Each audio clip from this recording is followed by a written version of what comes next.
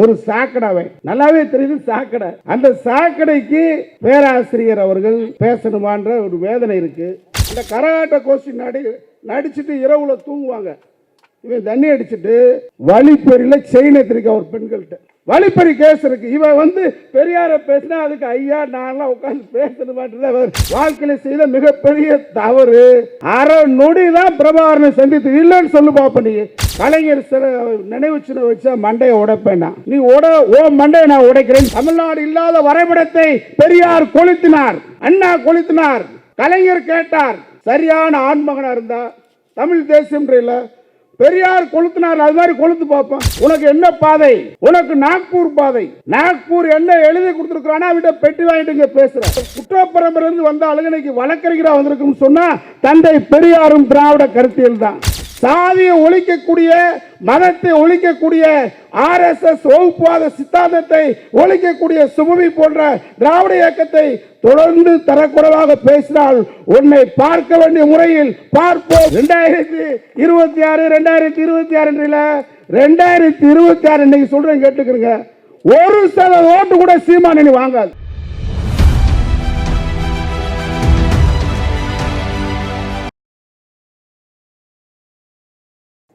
நடைபெற்றுக் கொண்டிருக்கக்கூடிய திராவிட இயக்க தமிழர் பேரவை சார்பில் நடைபெறுகிற கண்டன பொதுக்கூட்டத்துடைய தலைவர் மரியாதைக்குரிய சிற்பி செல்வராஜ் அவர்களே, எனக்கு பின்னாலே கண்டன உரை நிகழ்த்திருக்கக்கூடிய பேராசிரியர் மரியாதைக்குரிய சுப வீரபாண்டியன் அவர்களே, யூடியூப் புரோட்டஸ் மைனர் அவர்களே, முன்னாலே உரை நிகழ்த்தி இந்திரகுமார் தேரடி அவர்களே, அருமை சகோதரர் புதுவை தீனா அவர்களே, தோழியர் உமா அவர்களே, திரளாக திரண்டிருக்கக்கூடிய மாணமிகு கருப்பு சட்டை வீரர்களே, இனமான காப்பதற்காக வந்திருக்கக்கூடிய பெரியாரின் தொண்டர்களே, தமிழ் பெருங்குடி மக்களே, உங்கள் அனைவருக்கும் வணக்கத்தை தெரிவித்துக் கொள்கின்றேன்.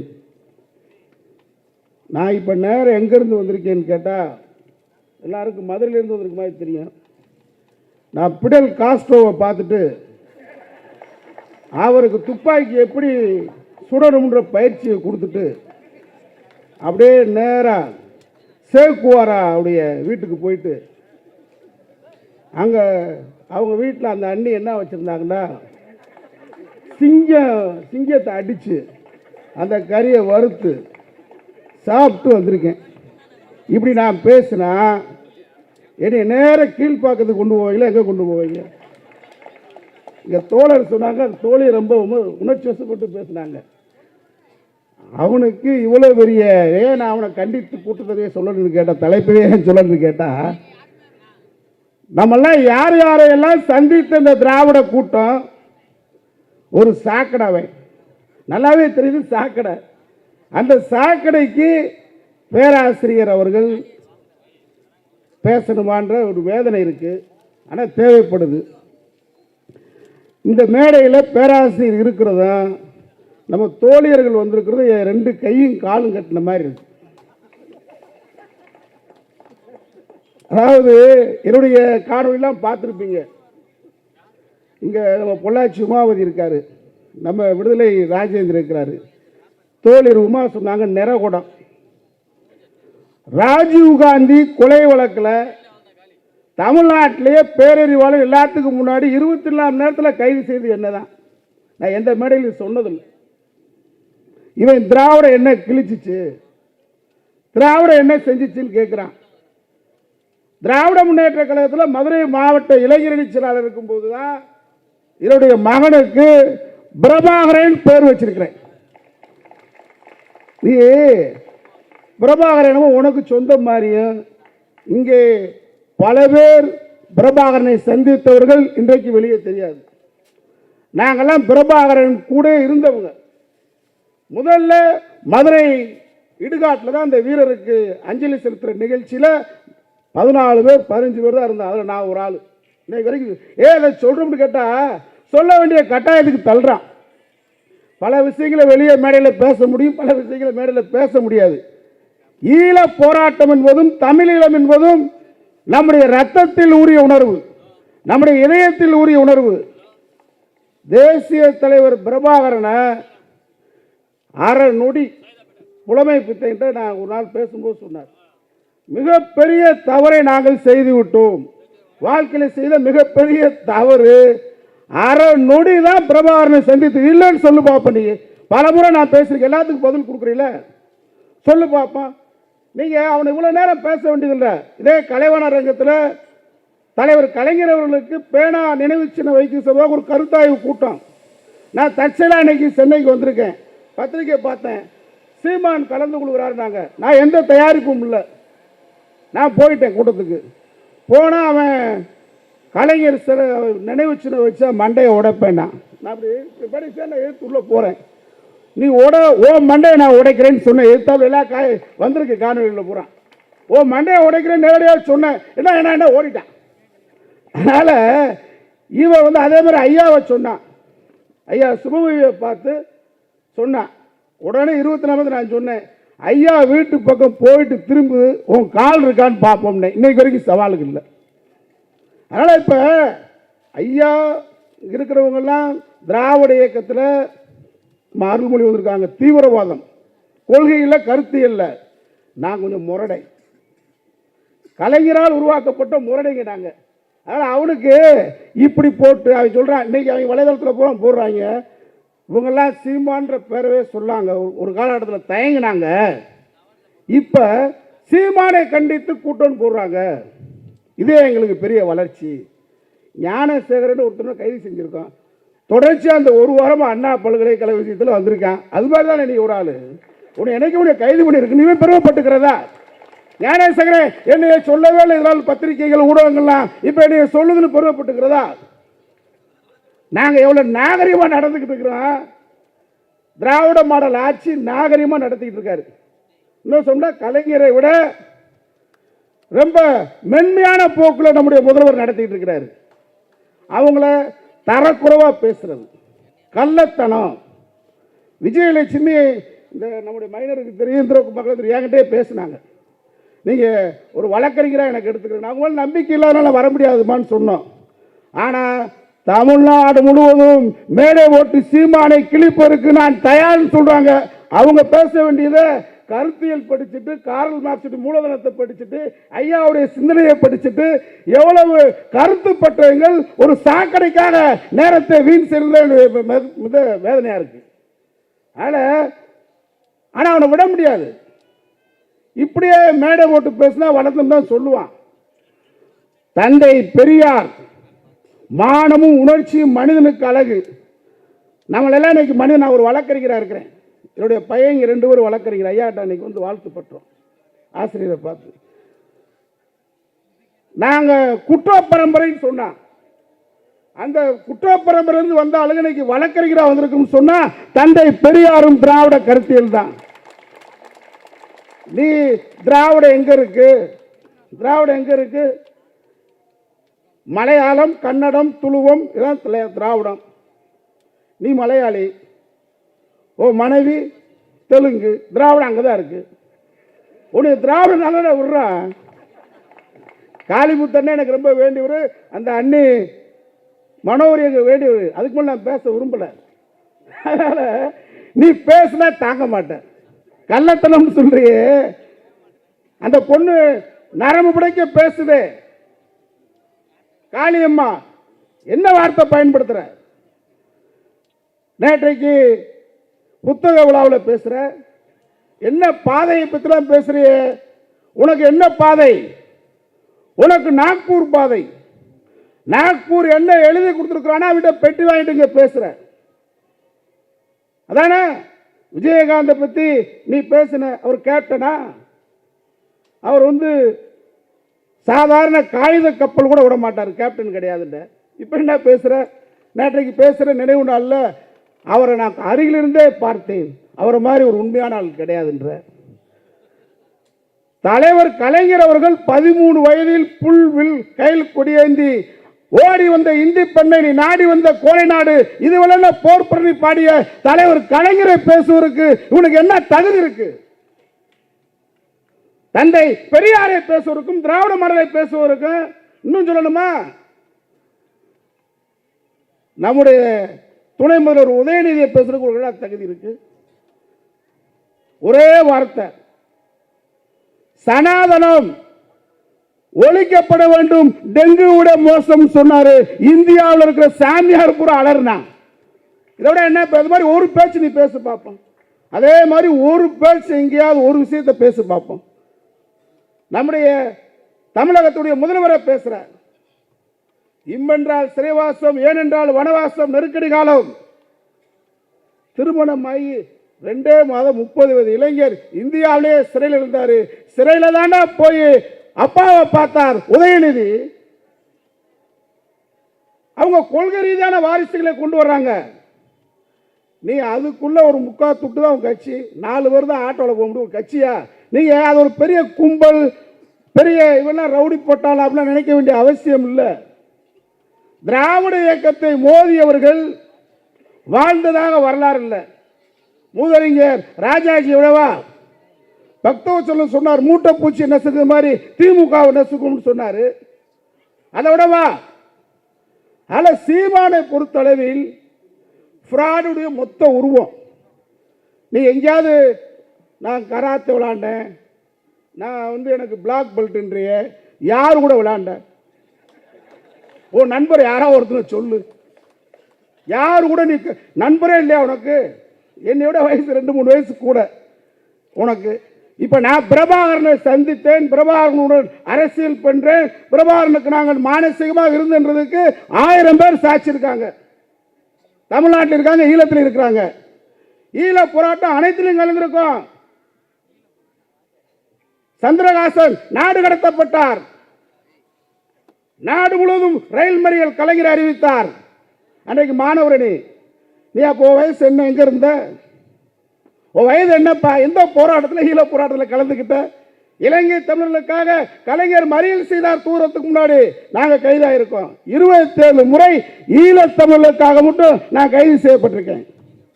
இந்திய போராட்டத்தில் கைது செய்யப்பட்டிருக்கிறேன். இன்னும் சொல்லணும்னா தென்னிந்தியாவிலேயே முதலாக தேசிய பாதுகாப்பு சட்டம் NSA மேல பாஞ்சிருக்கு. இதெல்லாம் நாங்கள் தியாகமாக்குறதில்ல, தமிழ்நாக பிறந்திருக்க என்னுடைய கடமையாக கருதுகிறேன். பெரியாருடைய வாரிசாக நாங்கள் இதை பெருமையாக ஏற்றுக்கிறோம். ஆனா நீ என்ன ஈழத்தில் என்ன போராட்டம் பண்ண, பிரபாகரன் போய் என்ன பேசின, என்ன சொன்னார் உன்ட்ட? எனக்கு அடுத்து போராட்டத்தை நடத்தினார்ல, உலகம் முழுவதும் வசூல் செய்தில, திரள் நிதி வசூல் பண்ண இல்ல, அந்த பணத்தை வச்சு என்ன பண்ண? ஓ சொத்து என்ன? உன்னை நோண்டிட்டப்ப எடுத்துட்டான். எடுத்தா சென்னைக்கு வண்ணாரப்பட்ட சுடுகாட்டில் இறந்து போன படாபட், ஜெயலட்சுமி, சோபா இவங்களுடைய சுடுகாட்டில் படுத்து கிடந்திருக்காங்க. அவங்க சமாதியில் படுத்து கிடந்திருக்காங்க. ஆதாரப்பூர்வமான செய்தி. இவனுக்கு வீடு இல்லை, வாசல் இல்லை. இதான் ஆரம்பம். கரகாட்ட கோஷ்டிக்கு அமைப்பாளராக இருந்திருக்கான். நீ பெரியார பேசுறதுக்கு முன்னாடி உனக்கு நாங்கள் இனி எல்லா உண்மையும் சொல்றேன். கரகாட்ட கோஷ்டிக்கு தஞ்சை மாவட்டம், திருச்சி மாவட்டம், புதுக்கோட்டை மாவட்டத்தில் கரகாட்ட கோஷ்டி அமைப்பாளர். அதை விட இன்னும் சொல்லவா, ஆதாரப்பூர்வமாக சொல்றேன். அந்த கரகாட்ட கோஷ்டி நடிச்சுட்டு இரவுல தூங்குவாங்க. இவன் தண்ணி அடிச்சுட்டு வழிப்பறியில் செயின் எடுத்திருக்க ஒரு பெண்கள்கிட்ட வழிப்பறி கேஸ் இருக்கு. இவன் பெரியார பேசினா அதுக்கு ஐயா நான்லாம் உட்காந்து பேசணும் மாட்டேன். இவனை பழைய திமுக இல்லை, பழைய திராவிட இயக்கம் இல்லை, நாங்களாம் எத்தனை பேரை சோவை எத்தனை பேரை விரட்டி இருக்கோம். இவனை மேடை ஏறி அடிச்சு விரட்டணுங்க, அதுக்கு தயாராகணும். இவனை பேச விடக்கூடாது. என் கருத்துல என்னன்னு கேட்டா, இவனுக்கு இப்படி ஒரு மேடை, இப்படி ஒரு பதில். இந்த சுடுகாட்டில் போய் அவங்க இருந்தக்கூடிய அந்த சுடுகாட்டில் போய் படுத்து கிடந்திருக்காங்க. எவ்வளவு மோசமான பேர்வழின்னு பாருங்க. அதனால கருத்தியல் அவனுக்கு தெரியாம இல்ல, பெரியாருடைய கருத்தியல் தெரியும். தெரிந்து கொண்டே பெரியாரை பேசினால்தான் இங்கே ஒரு கூட்டம் நம்மளை எதிர்ப்பாங்க, இப்படி கூட்டம் போடுவாங்க நினைக்கிறான். தோழர் உமா சொன்னாங்கல்ல, நீ பன்னீர்செல்வத்தை பெரிய பேன்ற, OPS திட்டு பார்ப்போம், எடப்பாடி பழனிசாமியும் சித்தப்பேன்ற. அவன் யாரை திட்டான் தெரியுமா? சாதியை சொல்லி சாதி பின்பலம் இருக்கக்கூடியவங்களை சித்தப்பாண்டுவான், பெரிய பாண்டுவான். ஐயா ராமதாஸ் என்னைக்கா திட்டு பார்ப்போம். அன்புமணி ராமதாஸ் சின்னையாவை திட்ட மாட்டான். ஓபிஎஸ் சித்தப்பா, எடப்பாடி பழனிசாமி பெரியப்பன், ஜான் பாண்டியன் என்னைக்கா திட்டு பார்ப்போம், மேடையில் பேச மாட்டான். அவன் என்ன நினைக்கிறான்னு கேட்டா, கலைஞர் குடும்பம் ஒட்டுமொத்த தமிழ் சமூகத்துடைய பாதுகாப்பு அரண் கலைஞர் குடும்பம். ஆனா அவங்களை நீ ஜாதியா பார்த்து திட்டுற, யார் வருவான்னு நினைக்கிற? அதான உண்மை. நாங்க வருவோம், விடவே மாட்டான். நான் சொன்ன சுபவியணி ஐயா சாதாரணமா பார்க்கிற, அவருக்கு ஒரு ரோம விழுந்தோ வீட்டுக்கு வருவான். ஒரு கல்லுண்டா வீட்டில் 100 கல். நீ இந்த மிரட்டல் உருட்டல் பால் தக்கிறவ சண்டிரா, நீ அனுமதிக்க மாட்டேன், எச்சரிக்கை. பழைய திராவிட இயக்கம் கொஞ்சம் கட்டுப்பட்டுருக்கான். இப்போ திராவிட மாடல் முதலமைச்சர் வேற மாதிரி கட்சியும் ஆட்சி கொண்டு வரனால எங்களை மாதிரி எல்லாம் கட்டுப்பட்டுருக்கான். அதனால நீ அந்த கட்டுப்பாடு நினைச்சுக்கிட்டு கள்ளத்தனம் சுபவியை தாக்குவேன், வா பாப்போம். இந்த மேடையில் சவால் விடுறேன், தொட்டு பார், சுபவியை எங்க வீட்டுக்கிட்ட போய் பாரு, அல்லது அவர்கிட்ட நின்று பாரு, பேசுற நீ வேணா காணொலியில் உடனே நேருக்கு நேரம் மோதனம்ல. அதனால நீ இந்த மிரட்டல் உருட்டல் அதெல்லாம் வச்சுக்க, வாழை சுருட்டி வச்சுக்க. இது கொள்கை கூட்டம், இது காசுக்காக கூடுற கூட்டம் இல்லை. அவனுக்கு என்ன 8% ஓட்டு? காலங்காலமாக தமிழகத்திலே திராவிட முன்னேற்ற கழகம் அதிமுகவுக்கு பிடிக்காம ஒரு 8% பேர் ஓட்டு போடுவான். இதான உண்மை. நீங்க நம்முடைய வைகோ பிரிஞ்சாரு, 8% ஓட்டு. விஜயகாந்த் 8% ஓட்டு. தமிழ் மாநில காங்கிரஸ் மூப்பனார் பிரிஞ்சார், 8% ஓட்டு. மாற்றாக 3வது அணி அப்படின்னு வரும்போது அவங்களுக்கு 8% ஓட்டு விழுகும். இதுதான் அவனுக்கு. அதை கெடுக்கிறதுக்கு ஒரு தம்பி விஜய் வந்துட்டான். 2026 2026 இன்னைக்கு சொல்றேன் கேட்டுக்கிறங்க, 1% ஓட்டு கூட சீமான் வாங்காது, வாங்க விடக்கூடாது. போலி உருவங்கள் இன்றைக்கு மக்கள் மத்தியில் தெரிஞ்சிருச்சு. சீமான் யார்? அண்ணா பல்கலைக்கழக மாணவ விஷயத்தில் இந்தியாவிலேயே 24 மணி நேரம் உள்ள 3 மணி நேரத்தில் குற்றவாளியை கைது செய்வது தமிழ்நாடு தான். அதுல என்ன பெரிய குற்றம் கண்டுபிடிச்சிட்டீங்க? தமிழ்நாட்டில் தானே கோயம்புத்தூர்ல ஈசா மையம் இருக்கு. ஈசா மையத்தில் பெண்களுக்கு பாதுகாப்பு இருக்கா? ஈசா மையத்தில் நடு இரவுல பெண்கள் மையத்தை விட்டு வெளியே போறாங்க, ஆண்கள் துரட்டிட்டு வரான். பக்கத்தில் இருக்கக்கூடிய விவசாய கிணத்துல போய் தற்கொலை பண்ணி இறந்திருக்காங்களே. சீமான் என்னைக்காவது பேசிருக்கியா? அண்ணாமலை வாய் திறக்கிறியா? எங்கேயா நடந்திருக்கு அது மாதிரி? தமிழ்நாடு சர்க்கார் அந்த பெண்ணு கொடுத்த புகார் மனுவை அப்படியே திருத்தல், அடித்தல், கூட்டல், குறைத்தல் இல்லாம முதல் தகவல் அறிக்கை அப்படியே போட்டு அவங்க மேல நடவடிக்கை எடுத்திருக்கோம். அதனால ஏதோ ஒன்று பேசணும் தமிழ்நாட்டில் அப்படின்னு நினைக்கிற இன்னைக்கு இளைஞர்கள் மாணவர்கள் பெரியார கூகுளில் தேடிக்கிட்டு இருக்கான். ஆச்சரியமா இருக்கு, அதிசயமா இருக்கு. பெரியார் என்பது மிகப்பெரிய நெருப்பு, திராவிட இயக்கத்துடைய நெருப்பு, இனமான உணர்ச்சியை தூண்டிவிடக்கூடிய நெருப்பு, மான மரியாதையை காக்கக்கூடிய நெருப்பு. அந்த நெருப்பு கிட்ட மோதாத. ஐயா சொல்லியிருக்காரு ஏற்கனவே, பெட்ரோல் டின்ன கையில் வச்சுக்க, தீக்குச்சியும் கையில் வச்சுக்கன்னு இருக்காரு. அன்னைக்கு அவர் சொன்ன நோக்கம் வேற. இப்ப நான்லாம் வச்சிருக்க ரெடி. சீமானுக்கு எச்சரிக்கை. தமிழ் தேசியம் தமிழ் தேசியம் என்ன? நீ இந்திய தேசியத்தை மோத போறியா? மோது. ஐயா கேட்டார்ல வாழ்க்கையில திராவிட நாடு அடைவோம். திராவிட நாடு கேட்டாரு. மொழி மாநிலங்கள் பிரிக்கப்பட்டதுக்கு முன்னாடி தனித்தமிழ்நாடு கேட்டாரு. தமிழ்நாடு இல்லாத வரைபடத்தை பெரியார் கொளுத்தினார், அண்ணா கொளுத்தினார், கலைஞர் கேட்டார். நீ என்னைக்காவது சரியான ஆண்மகனா இருந்தா தமிழ் தேசியம் பெரியார் கொளுத்தினார், அது மாதிரி கொளுத்து பார்ப்போம். கொளுத்து உனக்கு தைரியம் இருக்கா? நாங்க நடத்தாத போராட்டமா? பெரியார் நடத்தாத போராட்டமா? திராவிட இயக்கம் நடத்தாத போராட்டமா? சிறைச்சாலையா, வழக்குகளா? அதனால நடிச்சுக்கிட்டு இருக்கிறான். சும்மா மேடையில் வந்துக்கிட்டு இந்த பாதை அந்த பாதை. எந்த பாதை? உனக்கு தெரிஞ்ச பாதைக்கு போடா. நீதான் சுடுகாட்டில் எப்படி படுத்துங்கிறதுக்கு ஆதாரபூர்வமாக சொல்லிட்டான் கரகாட்டக்காரன். அதனால சீமானுக்கு இதுவே இறுதி எச்சரிக்கை. நீ தொடர்ந்து தமிழகத்தில் சாதி தலைவர்களை பூரா காலில் விழுகிற. சாதி தலைவர்கள் யாரையும் விமர்சனம் பண்றது இல்லை.